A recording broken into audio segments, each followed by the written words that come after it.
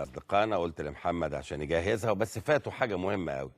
لما جت اللقطة على الأسرى اليهود كان لازم يقطع على إخواننا اللي بيرموا طوب على ال الأبرار والأبطال القوات المسلحة، لأن هم مش هيفرقوا عن اليهود حاجة الحقيقة في تصرفهم.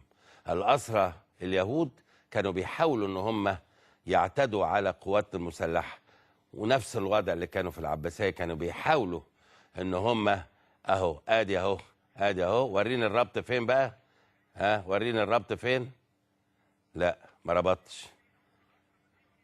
دول اللي مسكوهم. اوكي طيب دول زي دول. اوكي. على كل طبعا هناك تحقيقات في النيابه، ما بنستبقش اكيد ال الاوضاع، ولكن من حق القوات المسلحه ان اي حد حاول ان يعتدي عليها ان تقبض عليه ويحاكم وفقا للقانون بقوه ردع القانون. فهذا ليس حقها ولكن حق كل المصريين تجاه مؤسستهم العظيمه القوات المسلحه.